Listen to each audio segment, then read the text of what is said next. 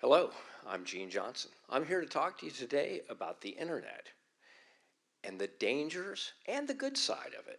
It's not just all bad, nor is it all good by any means. As a brief introduction, I've been working with and around computers virtually my entire adult life.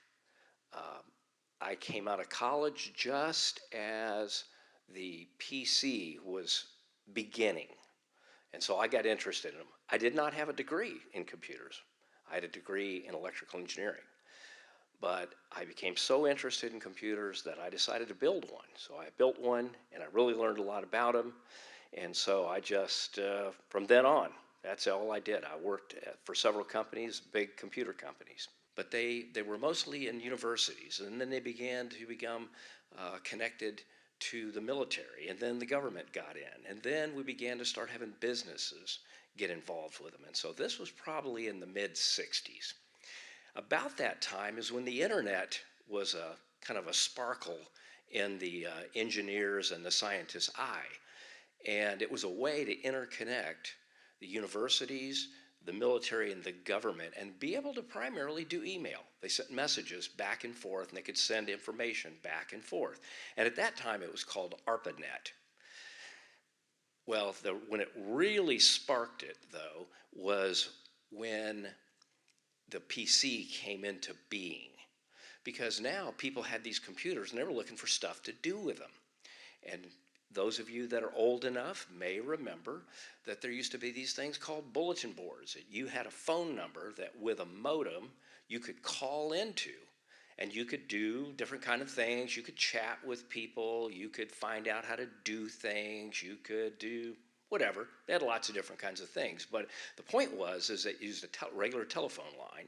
You'd connect into this thing, and it was a one thing only, though. When you were there, that's all you could do is whatever that particular bulletin board was offering. That became kind of popular. Lots of people were doing it. Well, then the internet started to become real, and that happened because of the invention of hypertext. And that's what you've seen in lots of documents. You'll have something underlined, kind of a lot of times it's kind of in blue or purple. That's a hyperlink. That sends you off to somewhere else that is related to whatever it was you were looking at. Well, they began to have a kind of a crude form of that in these bulletin boards, but that would mean that the bulletin board place you were dialed into had to have internet connection of some kind. Well, now was born some services that was their whole deal, was to get you to connect to the internet. So one of the ones I remember was AOL, America Online.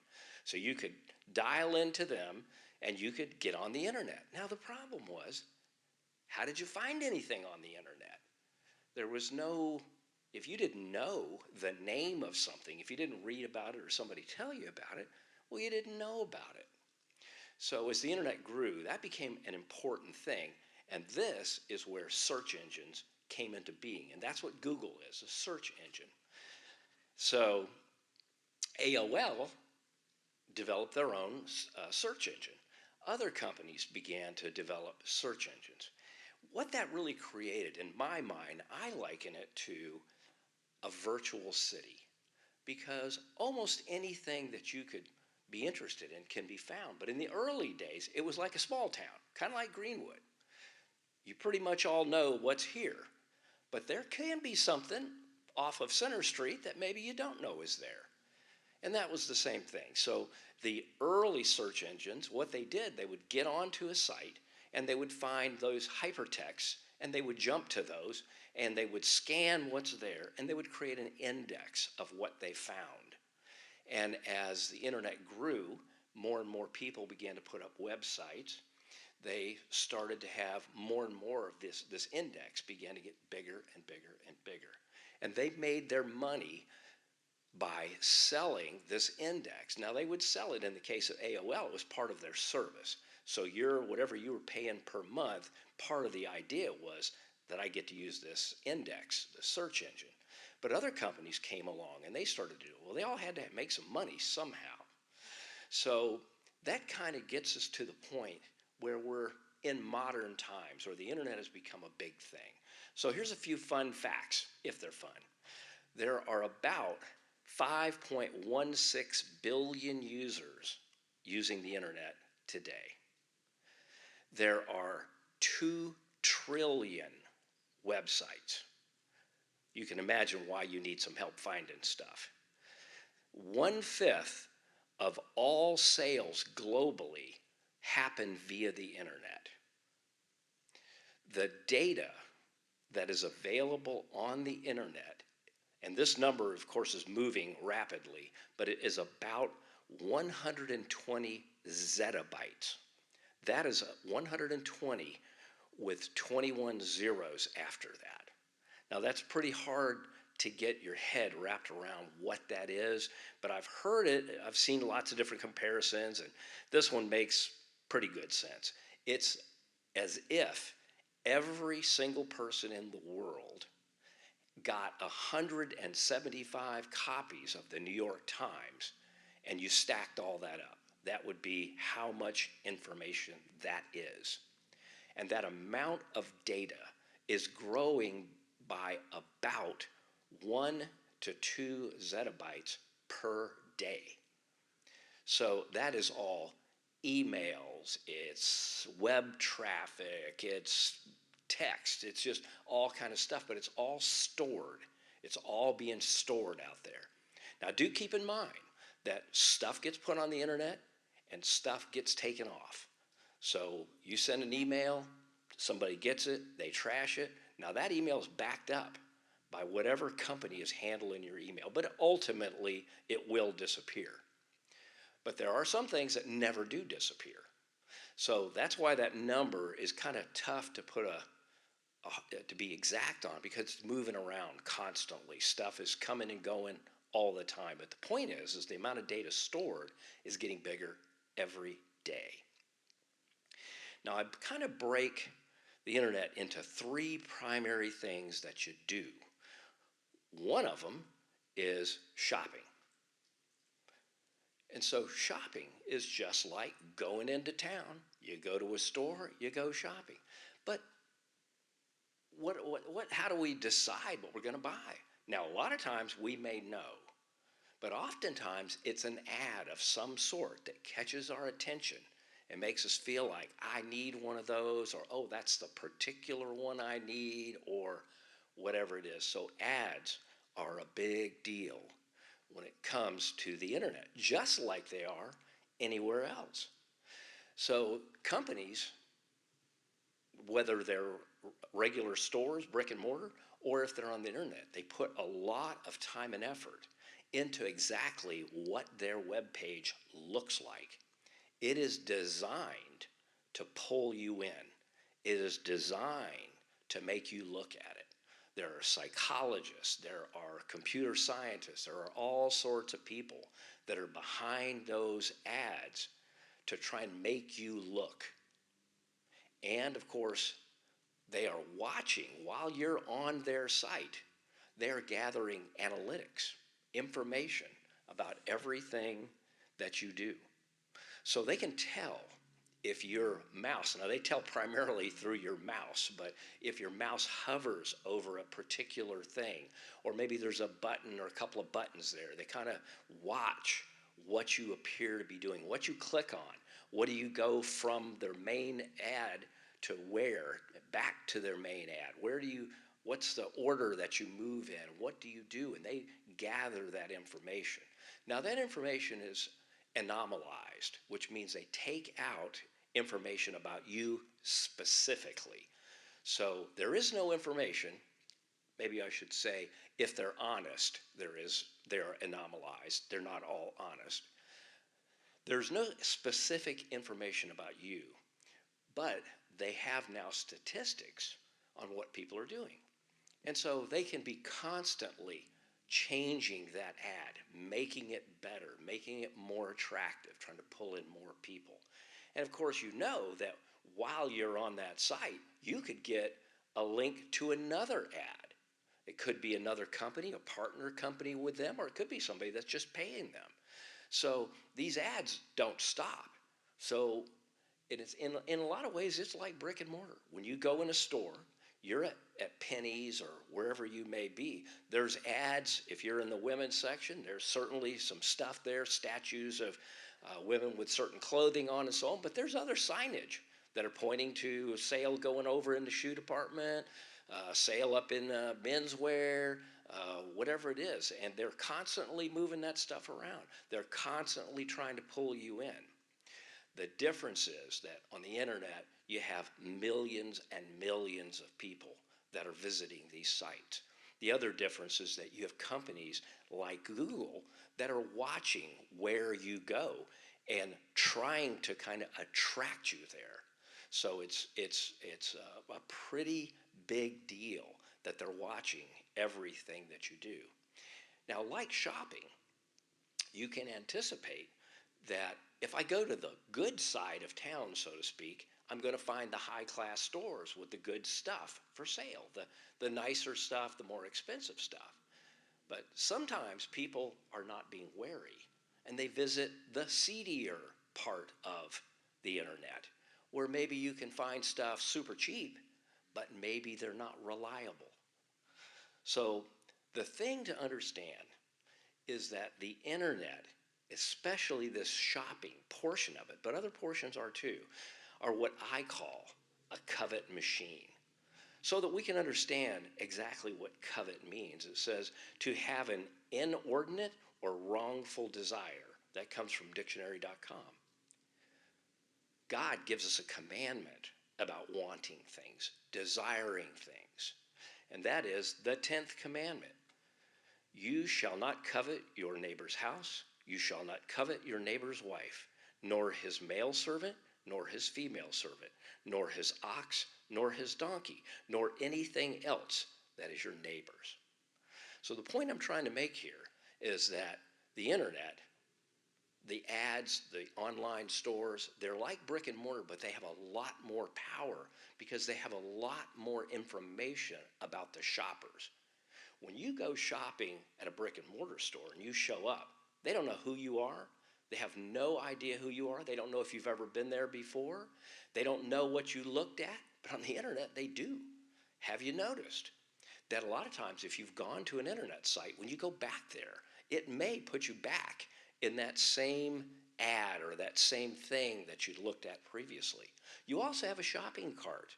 That shopping cart, if you put something in it, it remembers you're there. So imagine if you go down the street to the hardware store and they remember that you were in last week and that you were looking at a new hot water heater. And they go, Mr. Jones, you remember that hot water heater you were looking at? We got it bundled up for you. It is ready. It is out there waiting for you to pick it up. Now, if you truly were interested, it's pretty hard for you to resist that, even if you just weren't even coming for that.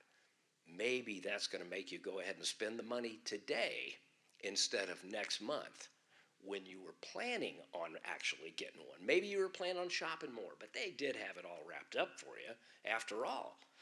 So now they do that via what's called cookies. Most of you probably have heard those. So whenever you go, this is another mechanism. Of course, you don't have that when you go into a store, but when you land on a site, they put a cookie in your web browser or on your PC that your web browser can see so that they can tell if you've been there before and they can tell briefly what you've done and they know if you have a shopping cart and what was in that. So that's just one of the things that doesn't happen anywhere else. Now, once again, we get to the seedier part of town. We go into stores that are less desirable. Well, they can get that same information. They can put cookies on there. They can do those same kind of things. But perhaps they try to get you to buy something that is lower quality. Now, unlike in the real store where at least you could read the box and maybe take it out of the box, maybe take a real close look at it. Now it's just a picture of it. That may even be a false picture. You don't even know. Nothing is real when you're dealing with the internet. It's all virtual. So when I say that it's like a virtual city, the objects on there aren't real either until you buy them. Until they arrive at your door, they are not real. They're virtual. So that's an important thing to keep in mind all the time, that there's good parts of the internet, or maybe I should say better parts of the internet, and there are worse parts of the internet. And the people that run those sites have better and lower business practices. But all of them are in the business of trying to keep you there, to attract you, to make you stay there. That is how they make money, to sell you all the time. And they really have a lot of advantages over you than regular brick and mortar stores do. Now, another important part of the internet that a lot of people use is the information section of it. So let's consider that in our virtual city to be like a library or perhaps a college campus. Is that's where you go to find stuff out. Now, days gone by before the internet, if you didn't know something, you weren't going to find it out unless you got a newspaper, went to the library, had an encyclopedia, knew somebody that knew that stuff, went to go to college, whatever it might be. But you had to go do something, go somewhere, and do things to find that out. Well, now that is not the case. You don't ever have to leave your seat. You can sit there and virtually all of the world's information, everything known to man, is available to you. The thing, though, that's a little bit dangerous about the internet world, that the virtual city education system, is you can't necessarily trust the information that you read. Now, we talked a little bit earlier about the search engines. Well, one of the big deals that search engines do is they go look for information that people might be looking for. So I looked just the other day, just because I was curious, was I put in Jesus into Google. I got over 2 million hits. Obviously, way too many for me to go look through. So the first one, I clicked on that and opened it. It happened to be Wikipedia. Well, it turns out that each of the search engines has their own different algorithm for how they list those things, what order that they list them in. And in general, as you might well imagine, it's what sites make them the most money. Another part of why they send you somewhere is what they think of as the most authoritative answer.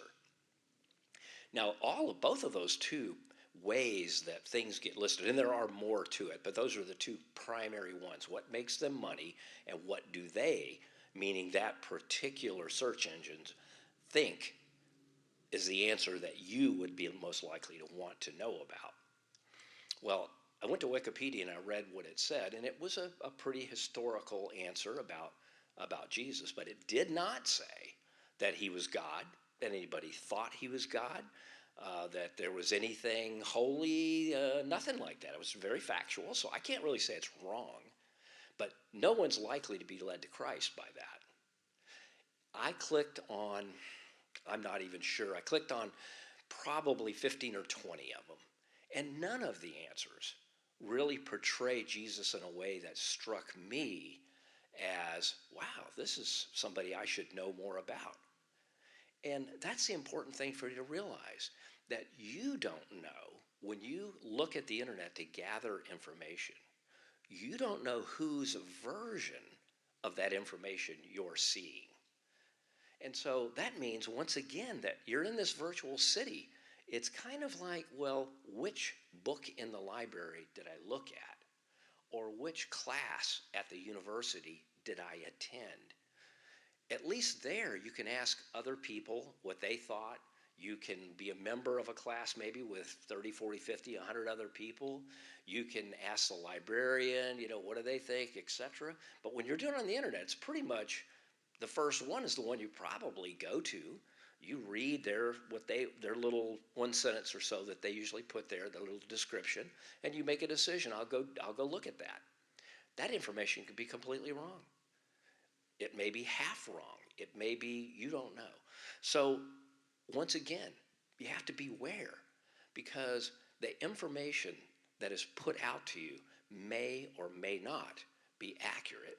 It may or may not be slanted in some way so that you get an inaccurate view. It may not be an out and out lie or completely wrong. It just slants it in such a way that you don't see it the way that perhaps would have been most beneficial to you.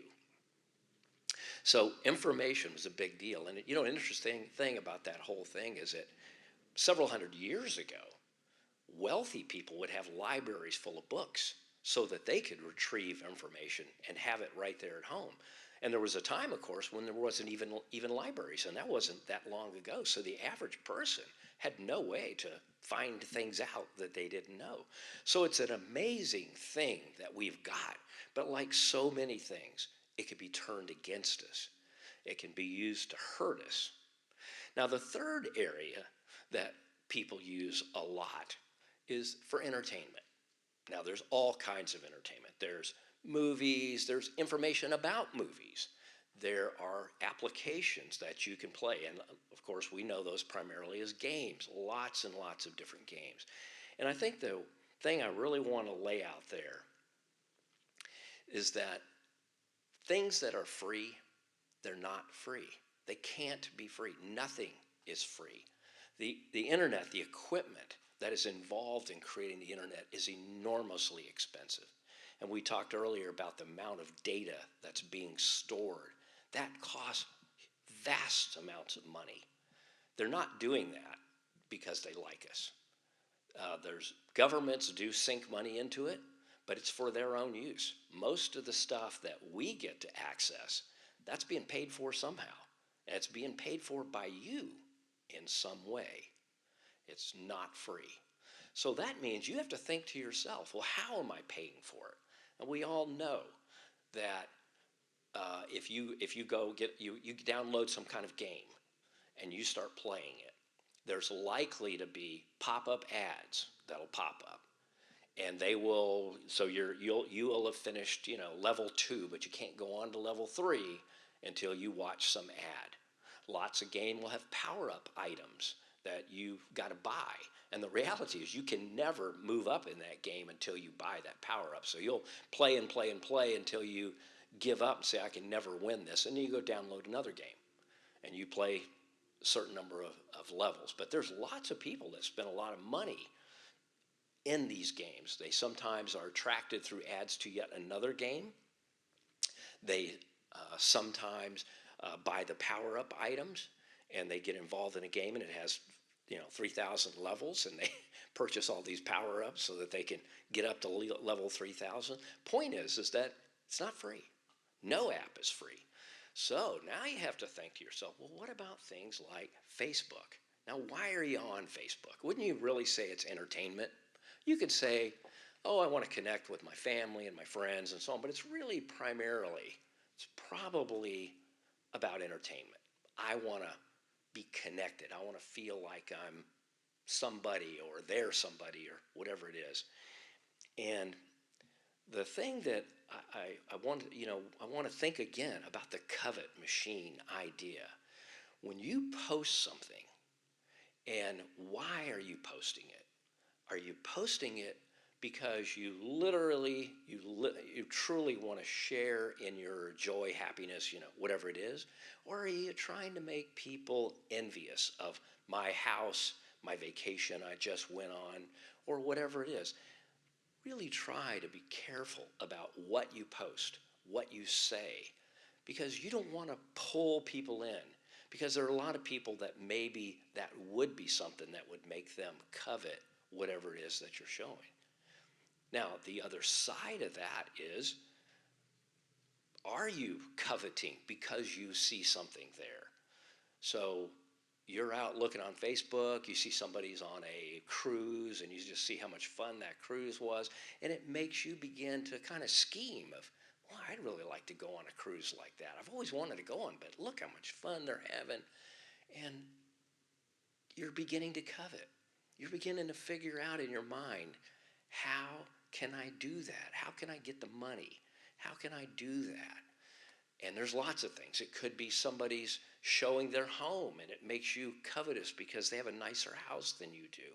Now, that person could be poor, and there's nothing wrong with wanting better things. God is okay with that. There's nothing wrong. But when it becomes too much, and so that word, to have an inordinate or wrongful desire, inordinate means excessive. Now, it's very difficult for me or anybody else to say what's excessive for you, but God knows what's excessive for you. So always be careful that when you're out there on these sites, wherever it may be, that there is a cost to you. Some of that cost is that you may be coveting, you may be sinning, or you may be causing somebody else to covet. Now, there, of course, are the ads and all of that there. So, once again, nothing's free. You don't have to pay anything for Facebook. So, all you have to think in your mind is, how is that being paid for? And it's being paid for by pulling you to other places where they do make money. There are some sites where there's some sort of behind the scenes group that is contributing to that. So somebody is raising money, and Wikipedia is like that. They get money, they raise money, and they get money from the Ford Foundation and all kinds of other places. But you always have to wonder, you always have to think, somebody's paying for this. What do they get out of it? So it's the same business. It's just like that city when you're driving around town and you see a nice store or something. How are they making their money? If you go to a place that doesn't cost anything, don't you become a little suspicious that how can this nice place be here and I can just go and it costs nothing? Nothing's free. I went to the U.S. Marshals Museum here a few weeks ago, and that thing's pretty cool, but it was not free. Now, the government collects my taxes, but yet I didn't get any tax benefit by going there. I had to pay, I forgot what it was. I think it was like $15 to go in there. It's a pretty cool place, not free. So think about that. Where can you go that's really free? It all has a cost. So we want to be sure that we are not coveting nor causing other people to covet. Now, there's another side of gaming, and that is the online. It is online, most of them are, but the multiplayer games that you have to have a console or perhaps a PC to play that aren't free. Those games, generally speaking, are not free.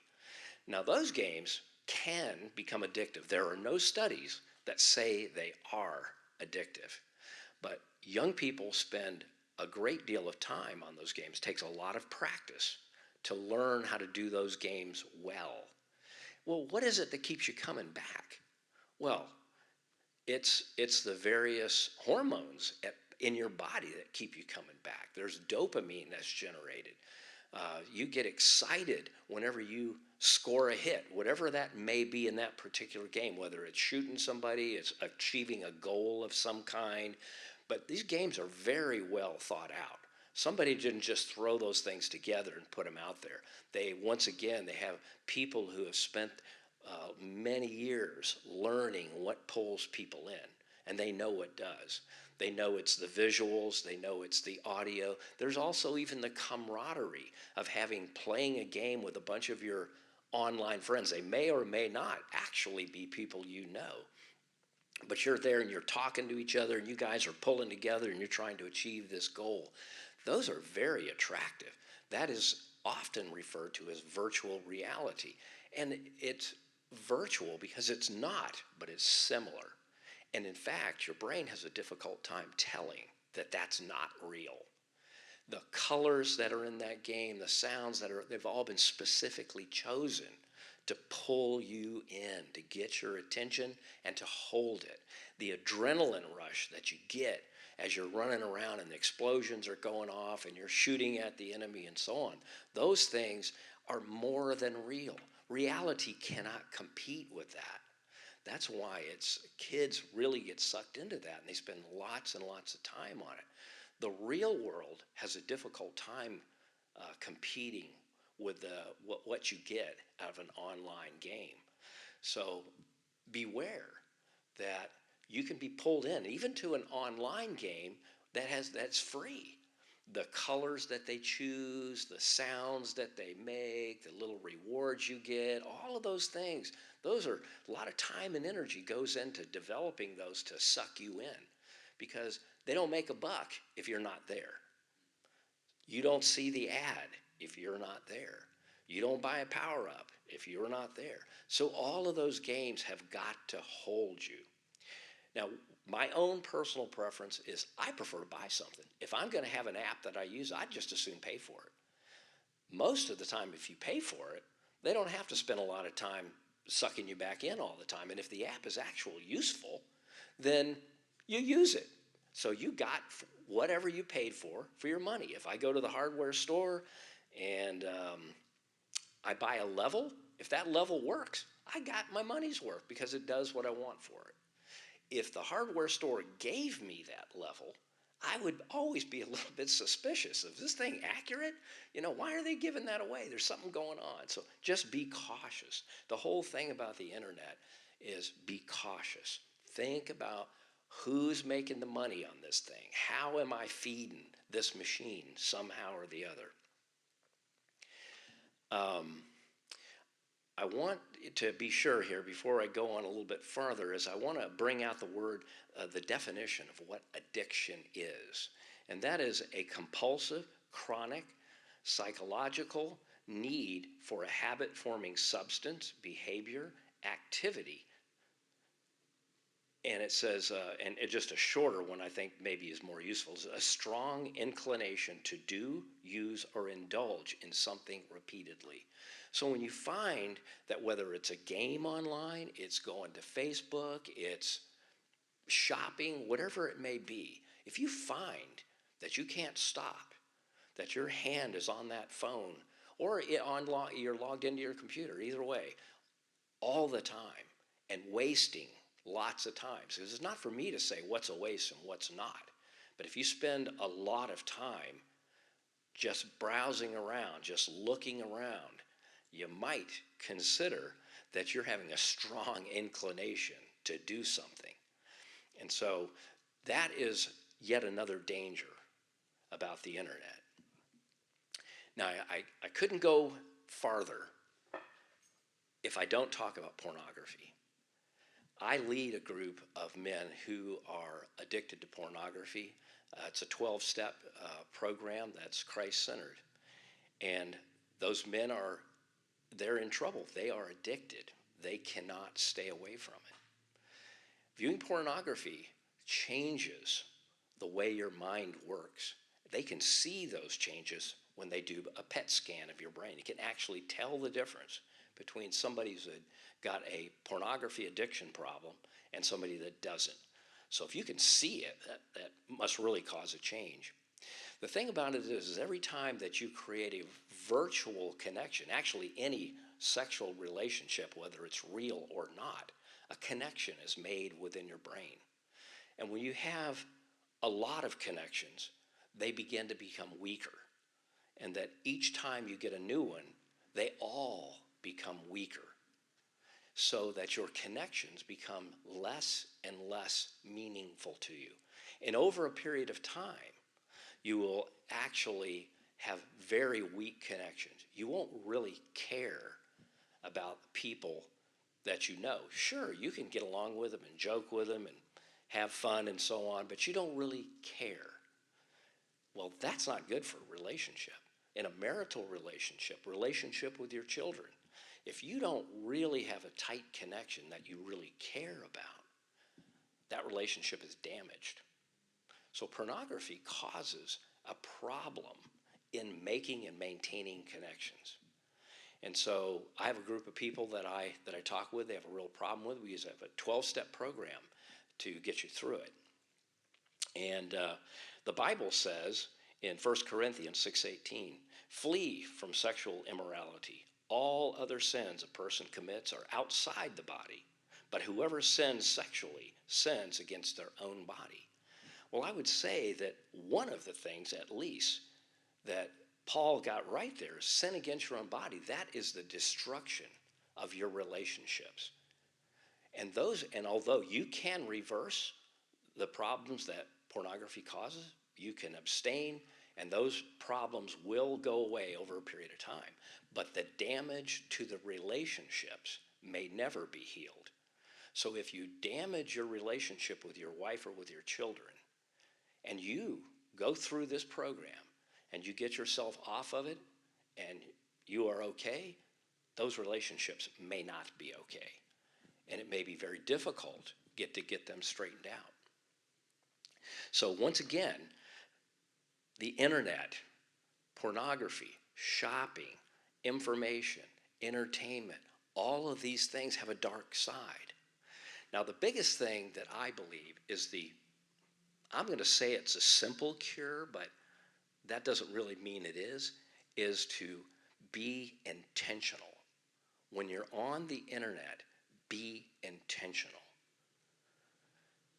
Don't get on the internet and just surf around and just look at stuff. So if we use that city idea again, imagine you're driving around in a city and you get to kind of the bad side of town. If you slow down and start thinking about maybe I should go into that bar, to that strip club, or to whatever, that can lead you to somewhere you don't want to go. Think about another way of looking at it is when you go shopping, if you go to the men here, if you go to Home Depot just to spend a little time, there's a pretty good chance you'll come out with a tool that you didn't really need, but man, it sure looked cool, and you could really imagine how nice that would be to have. So you might spend a couple of $100 on something you really didn't intend on spending. On the other hand, if you have a project you're working on and you write down a list of things that you need and you go to Home Depot and you use your list, chances are pretty good you'll come out with what you needed and you can go home and finish your project. That's being intentional. So when you get on the internet, have a reason that I'm on. Why am I doing it? I'm going to go do a certain thing. Go do that. If you have to go to 50 places to do it, that's okay, as long as you've got that in mind. If you follow a link and that link has to do directly with what your project or what the reason you're there, perfectly okay. But if you get distracted and you go and follow an ad or a picture or whatever it is, the next thing you know, you find yourself in a place you don't want to be. So the internet is a place, just like a physical place, that you need to be intentional. And I believe God wants us to be intentional in our relationships and the things that we do.